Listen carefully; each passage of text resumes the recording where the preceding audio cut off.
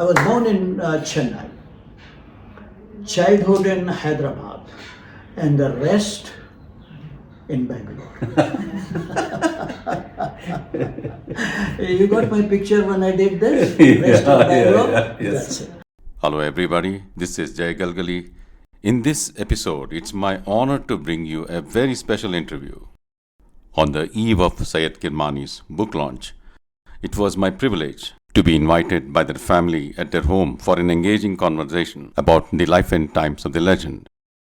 Our discussion delved into his formative years, his defining highs, his challenging lows, and also people and moments closest to his heart. It is not just about his runs, wickets, and stumping. This is a treasure trove of stories which are going to stick with you for a long time because they are told with such profound emotion. To folks from my generation, it is looking back at vintage gold. And for you, my young friends, there is timeless wisdom to be drawn from the veteran who blended skill, resilience, and humility to achieve greatness. So sit back and join me as we explore the incredible journey of Syed Mujtaba Hussain Kirmani.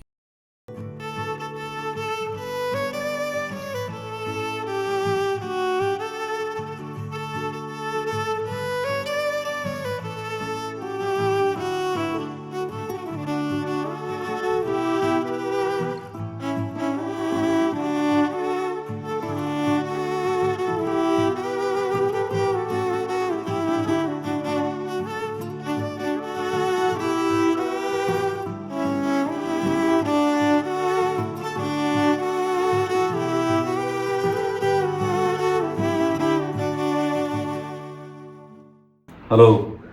Hi. I would like to call you Kiri Bhai. Yes, that's right. Although I And must I'll admit call you that. Jay? Oh, awesome. Yeah. Perfect. Jay or Jay? Jai. Jai. Jai. Yeah. Jai, same, huh? Jai. Yes. Okay. Although while growing up, we used to call you in Kannada, Vante Hesaru, Nam Kirmani Nodeya Henga. Haudu. Congratulations in the first place. Yes, thank you so For much, the Jai. release of your autobiography. Yes. Much awaited by all of your fans. Yes. And by the way, Kiri Bhai, I noticed one more thing.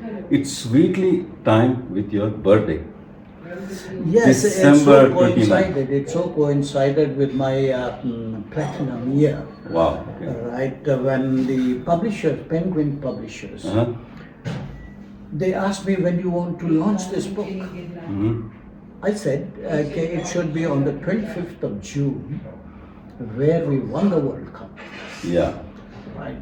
So yes, that is fine, all right. But a biography means that right from the birth of that person who's writing should be in that book. So when were you born? He said. I said 29th December.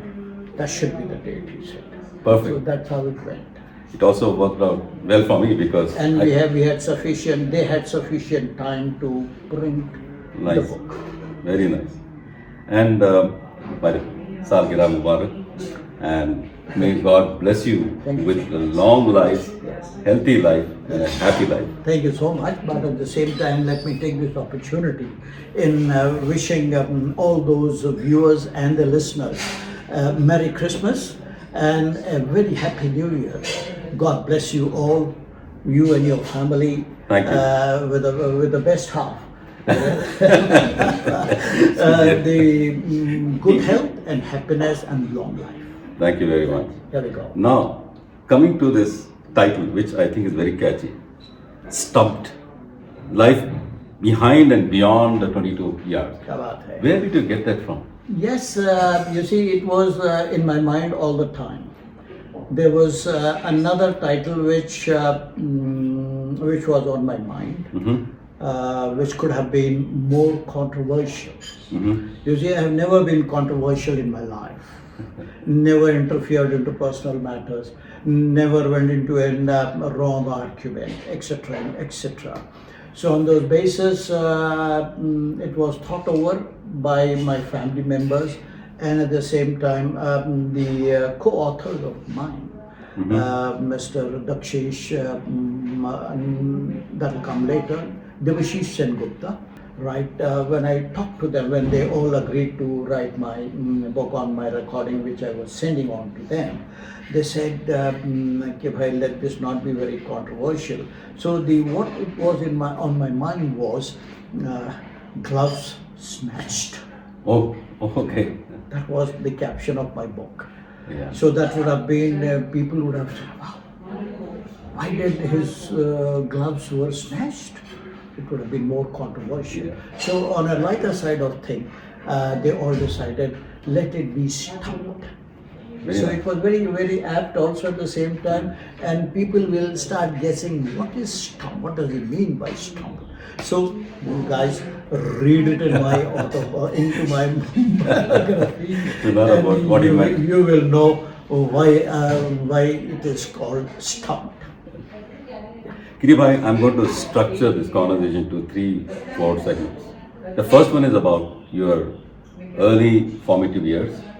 Then we'll get to your defining moments. And thereafter we'll touch upon some of the human aspects. And finally conclude with a philosophical touch, if it's okay with you. Right. Okay. Now, going back, tell us about your childhood days and how your parents encouraged you into this passion. Oh, well. I'll put it in a nutshell, because I want you all to read the entire lifespan of mine, right from the time I was born until now. Okay, you read that, but I'll put everything in a nutshell. What you have asked me, Vijay, about my initial days. I was born in Chennai, childhood in Hyderabad, and the rest in Bangalore. You got my picture when I did this? Rest of Bangalore? Yes. That's it. 1956, I was 6 years old. So my father was a government employee in Hyderabad, and he was transferred to Mysore state then. Right now it is Karnataka. So from there on, the entire upbringing, everything was from Bangalore. And those days, no doubt, cricket was popular. There was an extra sporting blood flowing into me, more than anybody else, probably in my family, right? So on those grounds, I was more interested in sporting activities than the study. Yes, studies, I was an average student. Okay, so on that ground, my father was very keen, since he was a government employee. He said, "Ke bhai, padho. Degree leo, government ki naukri leo." Sounds very So funny. that grilling in my head also was an added reason for going me nice and shiny on my head, right? so that's where I took part in St. Joseph's Indian High School. That's where entire my schooling took place. Of course, it was St. Germain's before, 3rd and 4th standard. And from there on transferred into St. Joseph's and everything. My first sport was athletics, because my father was a good sportsman, I was told. He was a good athlete, I was told. How he ran in those days, in 30s and 40s maybe. And he was a good hockey player, I was told. And the mother played, my mom played the ball badminton.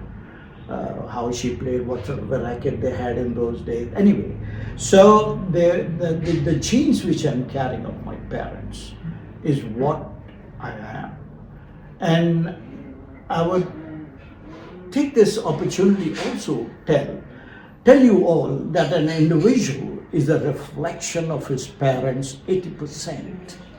And the rest 20% are the genes of paternal side and the maternal side. So that's what is an individual. So it all depends on the upbringing which the parents do to their children. So I was blessed with my parents through the Almighty Lord, right, to have given us the best of the upbringing. So this is what you're hearing from Sayyid Kirmani, right? Yes, so on those basis, this is how, without my father's knowledge, I used to take part in sports, 100 meters, 200 meters, and I got selected for the relay team, St. Joseph's, which I ran at the continuous stadium barefooted. Father could not afford canvas shoes. Wow. You can imagine. I never asked my father, because the kind of salary which he got those days, can you believe 250 rupees per month? Wow. Nostalgia. And that's where I never asked. All my colleagues, all my friends who took part in the sport, they were all with spikes, shoes, etc. etc. I played hockey, football, and of course cricket. With my school uniform shoes, I went for my selections for the junior school cricket team. So that where was my beginning. Kiribati, can you tell us what that little boy who was asked to keep wickets but couldn't afford gloves? Yeah, good question there, Jai. Jai. You see, nobody asked me to keep wickets. Right, the first time when I was told to stand behind and stop the cork ball, way back in Jamal Extension where we lived is still existing there. The government quarters were given to my father there, D type and C type. C type was for the officer grade level, etc. and etc. Do you know the meaning of stenography, shorthand, the current era of students and the current era? No.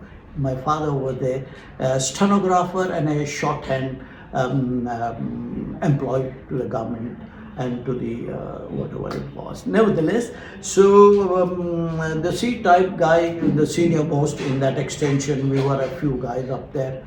He was a cricket fan and he said, okay, well, let's form a cricket team. And the cricket team was formed. And 3 bamboo sticks and boulder for the bowling, right? And being the youngest, I was told, "Hey, go and stop the ball," he said. I said, okay, fine. That was a cork ball in those days. So now how do I... What a cork ball is for the millennials and... Yeah. And anyway, Google, you all have the technology now. Google, what is a cork ball? You will know. It can break your head. It can Yes. be fatal when you get a hit on your head or anywhere. Nevertheless, so on that count, how do I stop the cork ball?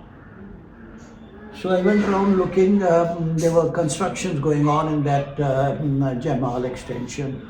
I saw a heap of bricks.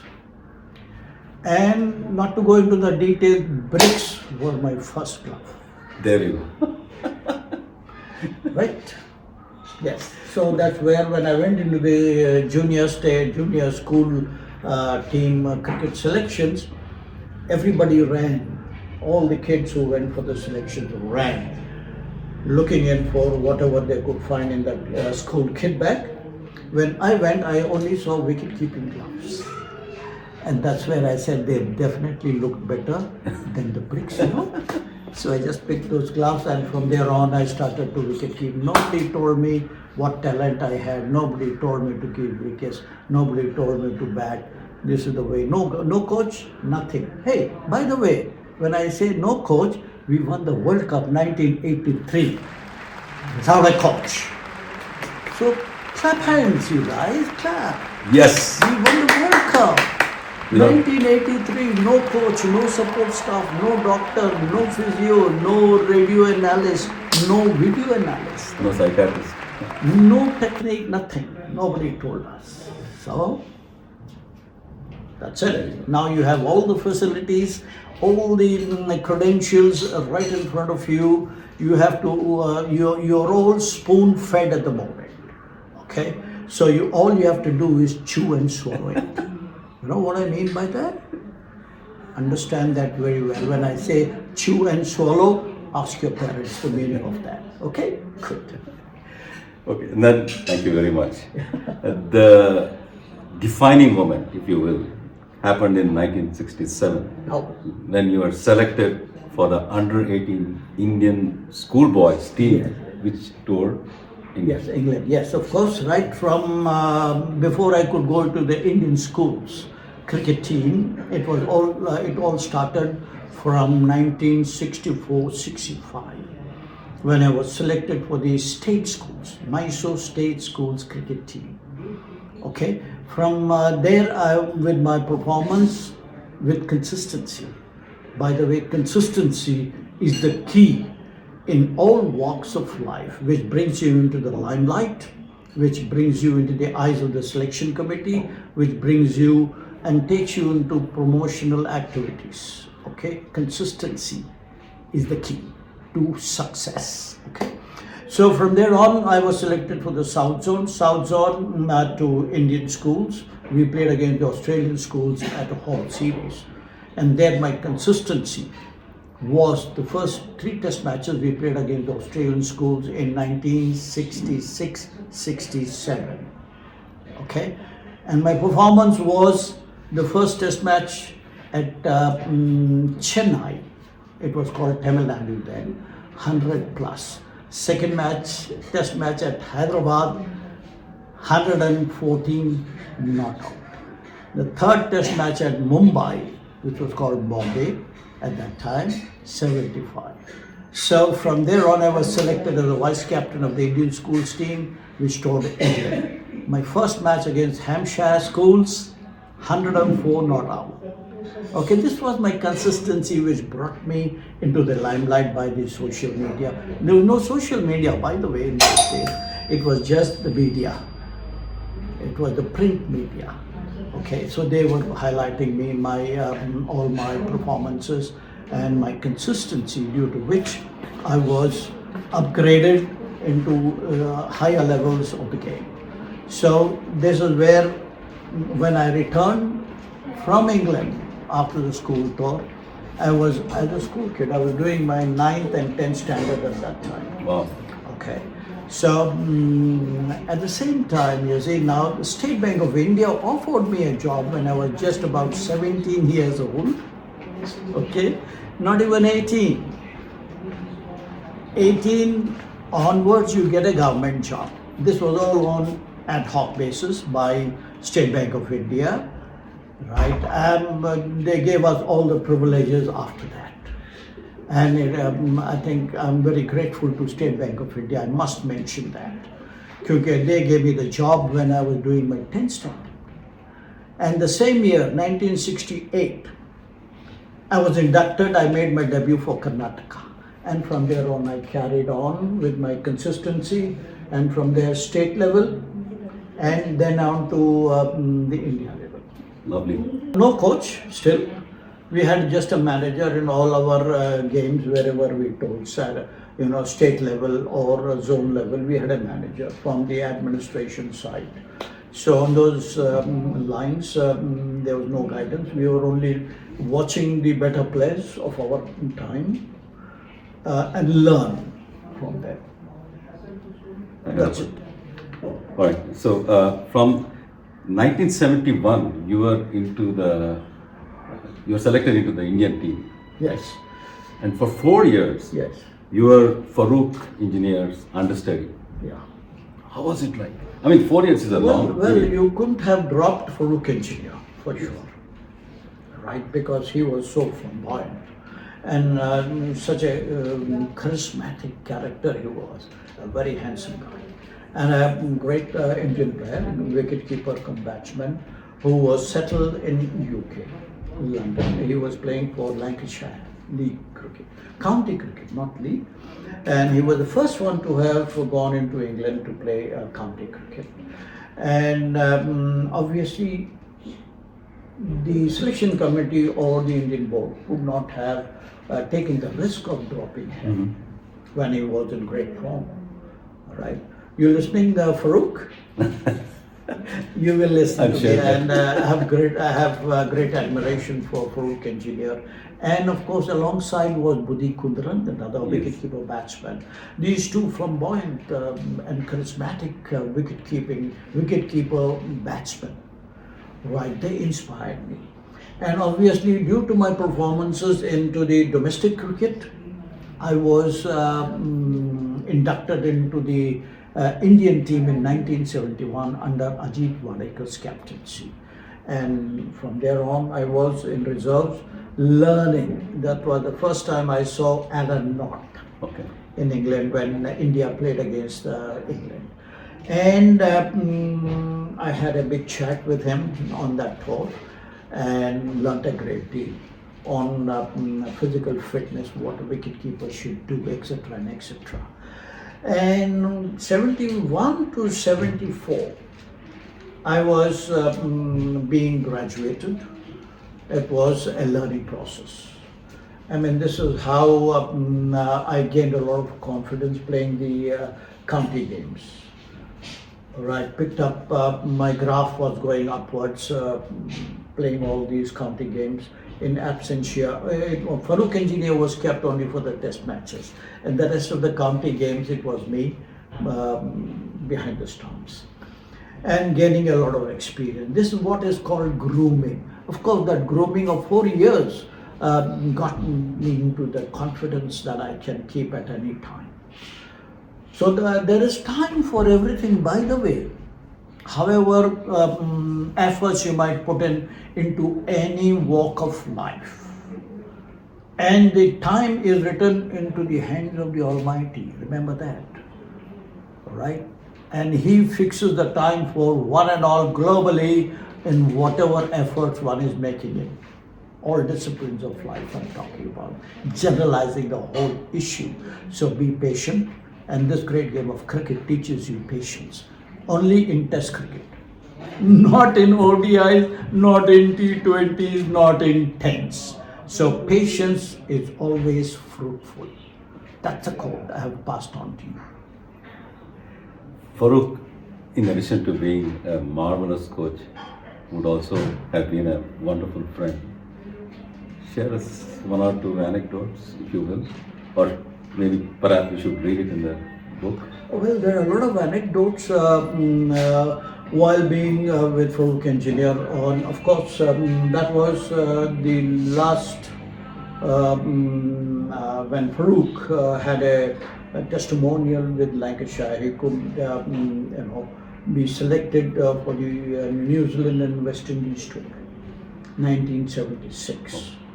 So that's where I got this opportunity to make my debut in New Zealand against New Zealand. Lovely. Now let's get to New Zealand, your first test series. And in your second test, you didn't realize that you are at the verge of a world record. Oh, no. There's a good story which is in the book. Okay, I didn't realize. I'll cut it very short here. Right, I didn't realize. Of course, there were no such thing like I'm aiming at a record or anything as such. My only instinct was to perform to the best of my ability and to keep the Indian flag flying high at all times, and to serve my team wherever I'm selected, whether on sports, whether in the State Bank of India, right? So on those grounds, it was nothing but putting in sincere effort. It was there was a Jeffrey called Jeffrey from UK, who was a huge cricket fan.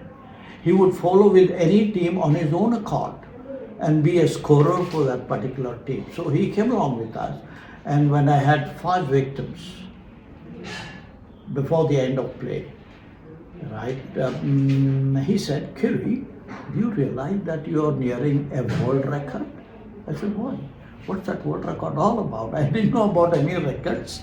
So I asked him. He said, "There are 3 wicket keepers who are holding this world record.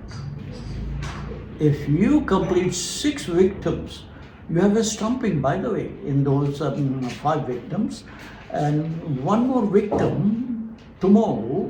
If you take 1 more, that was the last wicket, by the way." You got it. That was your 6th. And that is all due to luck and sincere effort. With sincere, honest effort, I'm giving you all these quotes and guidance and advice. A sincere and honest effort in any walk of life, you will be successful. Remember that. Honesty is the ultimate victor. Remember that. Okay. Beautiful. So from there on, the way to my luck, The last wicket came into a very easy catch behind the stump of Jimmy Mohinder Amarnath, if my memory serves me right. Okay. And I had to lead the team with that ball, which is already there in my showcase. Wow. Yes, with all the 6 victims who I took their signatures are on that ball. Lovely. By the way, this is being recorded at Kiribai's home. Now, after the Christchurch test, you heard news from home. Oh yes, that's very emotional. That's very, at any time any question is asked about that to me, you see I go very emotional. So you read that in the book. Okay. Of course, to cut it short, my father was on the deathbed and the time was given to him by the doctor. This message I got while I was keeping wicket to the likes of Chandrasekhar Prasanna. Tears flowing out of my eyes and keeping wickets. I was not permitted to go back to see my father because my father had said, I want to see my son before I die. Right? And I was not permitted. Though the captain and the manager and the team said, Bhai, we cannot risk by taking a second wicket keeper for the 3rd test onwards. So the board at that time said, Bhai, if Kirmani wants to come home, he will be at home itself. Make use of the second wicket keeper. But the team management and the manager said, no. We cannot take the team inside without Syed Kirmani. So there was a silent prayer when I heard that I was not allowed to see my father, who the doctor had given time, that he will be aboard in this particular time. Right, so I prayed with tears in my eyes to the Almighty, O Lord, don't take my father away until I reach home. I will not go back. And then my prayers were heard. But further, read in my book. Thank you, Kiribai. That was very deeply moving. Yes. Thanks for sharing. Yes. I'm holding all my emotions. Right. Now we move on to the 1979-80 series against Australia. By the way, all of those footages is available on my channel. Check it out. I discovered those and I've uploaded for your joy. Yes. The Bombay test, you were sent as a night watchman. Well, that's another story. Again, I'll have to keep reminding you guys, read it in my autobiography, in my biography. Read it in that. Well, that was again, I was hot. I was dropped like a hot brick. In 1979, that was the second World Cup and the tour to England by the Indian team. Right, again, there was a big drop, like a hot brick, as I mentioned earlier. But I never gave up. I knew my capabilities. I knew my strength, that I will definitely come back. I never gave up. Please do not give up when such incidences, when such dropouts take place in your careers, not only in cricket, in any walk of life. Don't give up. Believe in yourself, believe in your capability, and work hard. It will be successful, for sure, no two ways about it. Okay, so when they returned, they didn't even qualify into that second World Cup, 1979. We lost the series because we were again in the weaker section of the international cricket. So the home series was against Australia. And there was a recall for me. Okay, why you are selected again to play against the Australians. So my first test match at Wankhede Stadium, Mumbai, I was given again an ultimatum by the chairman selection committee. He said, Kiri, pair up, you're going as a night watchman to save the Indian team. Can you imagine? If you save the team, you'll be retained, otherwise you're again out of the team. Can you believe the chairman telling me at this stage when I'm staging a comeback? Well, these are the things which I have faced in my entire career. Does not matter. So I believed in myself I said, "Oh Lord, please help me. I'm trying to save my team." Again, the Almighty. You got to believe and have faith in whichever God you believe in. That's the bottom line. God is everywhere in any form. Take it for granted. Believe in that Almighty Lord and have faith in that. And with total confidence, you must say, He will help me. Don't say He might. No, He will. So in any activity of life, I will. I will. I will save my team.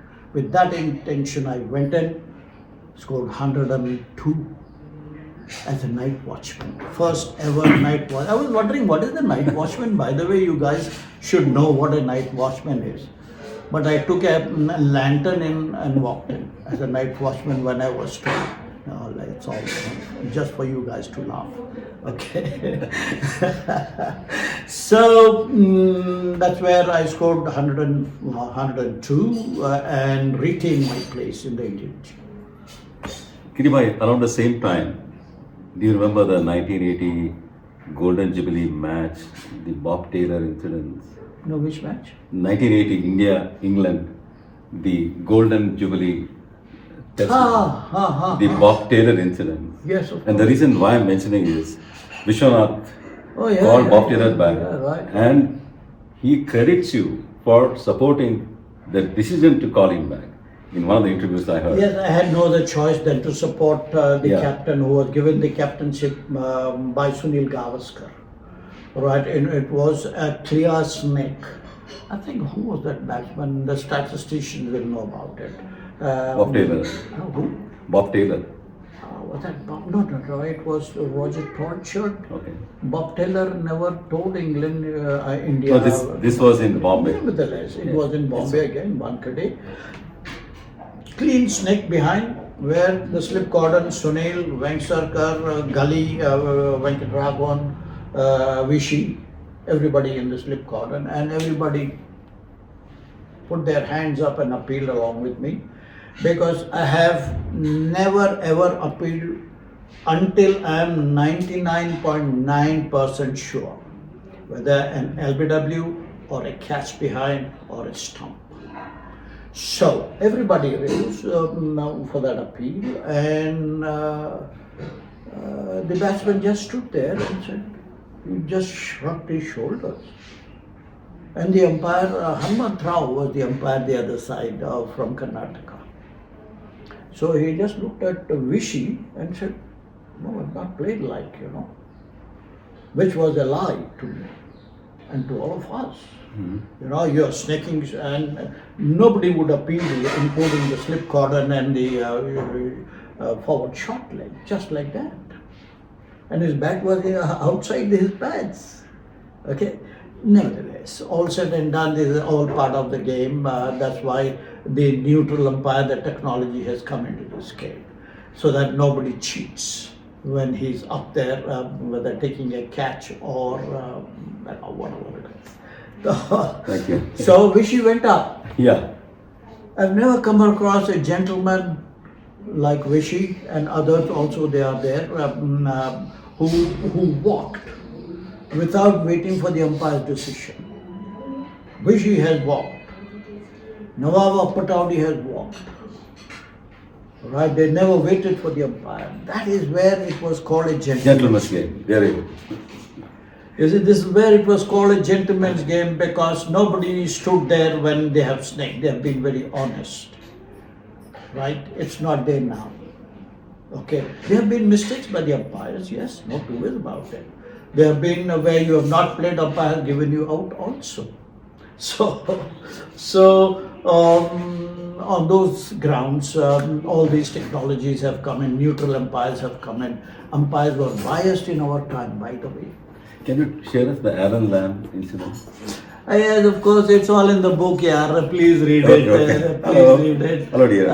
Yes, it's all there. The truth is all there. Why Alan Lam was stumped, that was L.S. Shivram Krishnan's death at Wankhede again. You see, his leg was in the air when the bales went flying. Okay, he turned around and sledged and abused me and called me a cheat. So the next day the paper said it all. The photograph was beautifully taken by the press photographs. My hats off to that photographer, whoever took that shot and published it the next day. His back foot in the air and the bales flying. So I had to go back with the same words which Alan Lamb used on me through the newspaper into the dressing room of the English dressing room at Wankhede Street. Read in greater detail in my book. Thank you How very many much. times I have repeated this? Read it in my book. Read it in my book. That's the whole point of this conversation. Right. Now we'll move to the glorious, marvelous 1983 World Cup series. Yeah. Now, Turnbridge Wells against Zimbabwe. You gave solid support to Kapil. Yeah. Walk us through some of those euphoric moments. I'm sure all you guys, cricket lovers and fans of cricket, would have seen the 83 movie. See it again.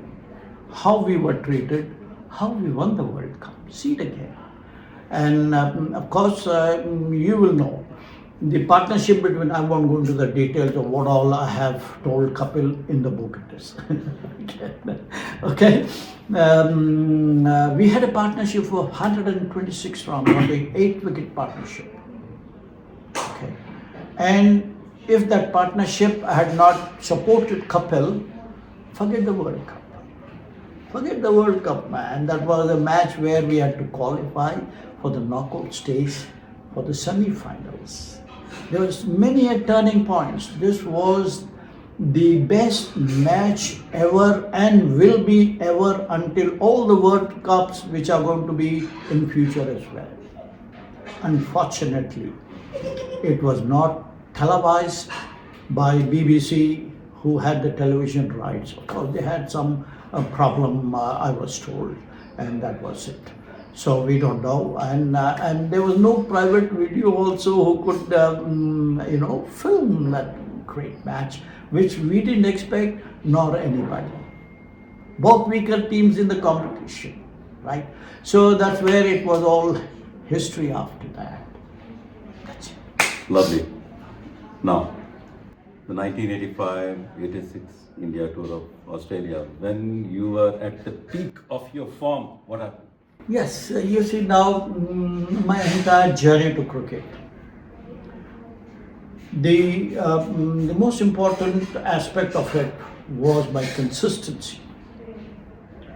And every tournament, every domestic or international or whatever, you see, there have been failures, no two ways about it. You see, it could be to anybody.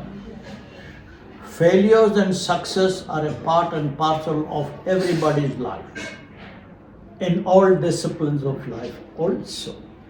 So, on those grounds, you see, I was at the peak of my pinnacle. It was my pinnacle of my career.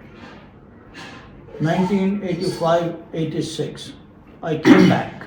I was dropped between 84 and 85 again for the World Series, Benson and Hedges World Series, which India won under Sunil Gavaskar's captaincy, and that's where he retired also after that historical win of the World Cup, Benson and Hedges World Cup. It was not ICC.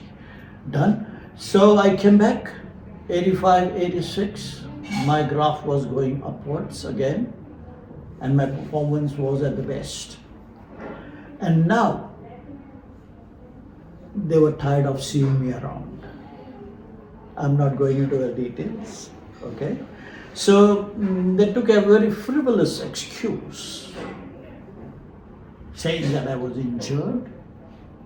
Though there was a niggle while taking a brilliant catch on the leg side of Allen Border. After taking that, I rolled over, stood up and just shook my ankle and my right leg just to see if I was all right. And I was. A little pain was there, But that was the excuse which was taken and said, this is the best time to... Oh no. You have understood? That's it. But you went on to play Ranji Trophy for Karnataka. Well, you see, I was wanting to honor my country, my state, because I had enough cricket left with me. From 86 to 93, I did everything to come back. And without being egoistic, there was no wicketkeeper in the country to come anywhere near me. I have used a very gentle word, nowhere near me. Okay. But still, I was reprimanded. Okay, either you announce your retirement or we'll take you out. This was the threat given to me. I said, you do whatever you want. I will not announce my retirement. So I was dropped after 93. And I said, can I play into any other state? I was given permission. And I was told, let's see how you come back into the Indian team, wherever you go. Can you believe that? That's it. Wonderful. Kiribai, next we'll move on to what I call the human side. In particular, how your teammates supported you, what kind of bond you share, who are those people who are close to you? Oh, well, I had a wonderful interaction, camaraderie, harmony, love with whichever team I was with. They all appreciated my gestures wherever. Of course, there are so many. It's very difficult to point out that particular incident. There were with varied differences also in the gestures, in the appreciation, and various other things, which happens to everybody in all walks of life. It happens. So you got to take it in the right spirit. There's no time to fret, frown, crib, and cry. My dear friends, no time, no time. Be positive, look into the optimism, and go ahead with your life. Life is meant to enjoy, my dear friends. No room for what I mentioned just now. Okay? Keep enjoying life, be in your limitation. That is the bottom line. Anything over the limits is harmful. Take it for granted. You over it, you throw it out. So likewise, I've given a very simple example. Don't over it. Keep yourself, look after yourself first. If you can look after yourself in the right perspective, that's the key. Right perspective. You can look after anybody else also. Right? So first take care of yourself with good health, happiness. Draw a line in every activity of your lives, and you'll see the result yourself. Near final question, okay, about wicket keeping. I should have asked you before. Who did you enjoy keeping wickets the most? Well, without any hesitation, a wicket-keeping ability is judged only one. A wicket-keeper stands up to spinners. Right? Anybody can keep to the fastest bowler in the world, but the ability of testing a wicket-keeper is when he stands up to the spinners. And I was very fortunate, very lucky to have been in Karnataka, to start keeping to the likes of B.S. Chandrasekhar, Rapali Prasanna, and later on Bishan Bedi and Venkatraman, of course. Right? They gave me the wicket-keeping standards. I had to rise to their level. Right? And this is where I was considered after the 1983 World Cup victory. Should I say this? Read it in the book. I was awarded. No, I won't say that. It's there in the book. Okay? It's there in the book. I was awarded. That was the best ever moment of my entire cricketing career, entire cricketing journey. My personal moment, of course. The first one was winning the World Cup and to keep the Indian flag flying high. The second personal moment, you read it in the book. Lovely. Finally, coming back to your autobiography, is there any part, is there anything where you struggled, where you found it emotionally challenging to write about? The entire life for everybody is, there'll be challenges to one and all. In different disciplines, in different areas of life. So you got to accept those challenges. Right? I didn't know the meaning of accept the challenge, etc. and etc. right from my school days. Later on, I came to know that you would have faced a lot of challenge. I said, what challenge? You see, I started keeping wickets right from my school days unofficially to Chandra and Press, and later on when I was selected, as I mentioned, to Bishan Bedi and Venkatramana. That's it. So life is filled with challenges.